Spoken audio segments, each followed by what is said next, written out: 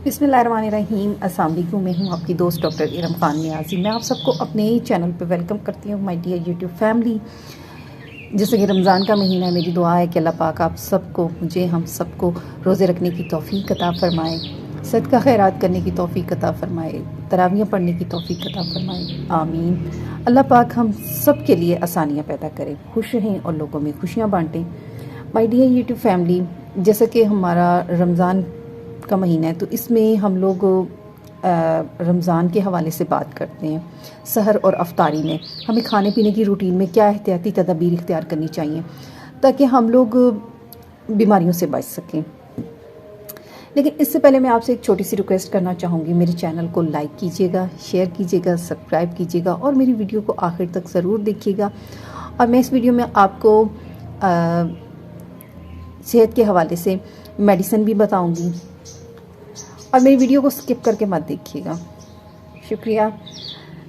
जैसे कि रमज़ान का महीना है, इसमें हमें बाबरकत महीना है, इस बाबरकत महीने में हमें ये चाहिए कि जैसे हम लोग सुबह सहरी में जागते हैं, मुँह हाथ धो के, उसके बाद सबसे पहले तो हमें ये चाहिए कि एक गिलास आप पानी पिए, एक गिलास पानी पीने खाली पेट।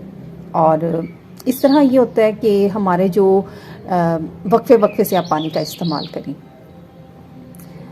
अगर हम ये हो कि आपको कमज़ोरी बहुत ज़्यादा हो रही है बॉडी में, तो आप सहरी के वक्त जो है दूध में 3 खजूरें जो हैं वो इस्तेमाल करें। अगर आप खजूरें दूध के साथ ऐसे नहीं ले सकते तो आप इसका शेक बना सकते हैं, शेक की सूरत में भी आप इसको इस्तेमाल कर सकते हैं। इसके अलावा ये देखें कि अगर जैसे सहरी खाने के बाद आप एक गिलास फिर दोबारा पानी का इस्तेमाल करें।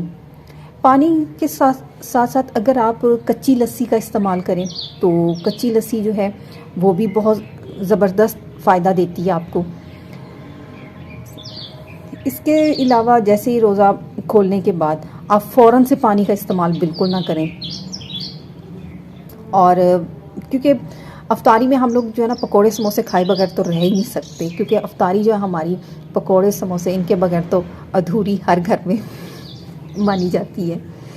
तो अपने अफ्तार का आगाज़ जो है आप सबसे पहले खजूर से करें।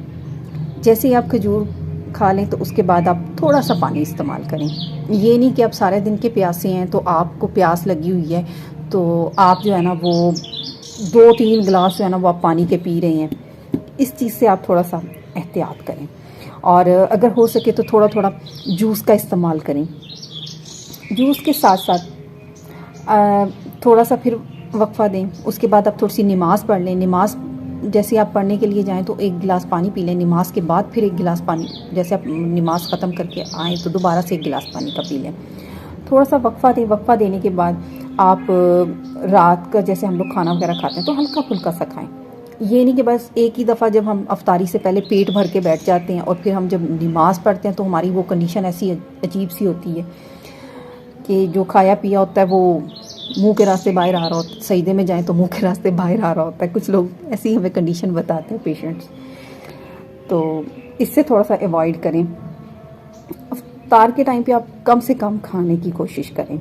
और अगर ज़्यादा करें तो चलें एक रोटी ले लें, रोटी के साथ जो है ना आप थोड़ा सा सालन वगैरह आप वो इस्तेमाल कर लें। लेकिन चिकन वगैरह या कबाब वगैरह कोई हैवी चीज़ जो है ना वो एकदम से आप इस्तेमाल ना करें। इसके अलावा अफ्तारी में जो है ना वो प्रोटीन का इस्तेमाल ज़्यादा से ज़्यादा करें। देखिए प्रोटीन जो है ना वो अब हमें चना चाट तो बनती है, आप चना चाट जो है ना वो इस्तेमाल कर सकते हैं। इसके लिए आलू के हम लोग देखें पकोड़े वगैरह बनते हैं, उसके साथ हमें प्रोटीन जो है ना हमें मिल जाती है। अगर आपको पानी की कमी बहुत ज़्यादा हो रही है तो उसके लिए आप अफ्तार में जो है ना वो ऐसे फल इस्तेमाल करें जिनमें पानी की मिकदार बहुत ज़्यादा है। जैसे कि वाटरमेलन हो गया, आप उसका इस्तेमाल करें।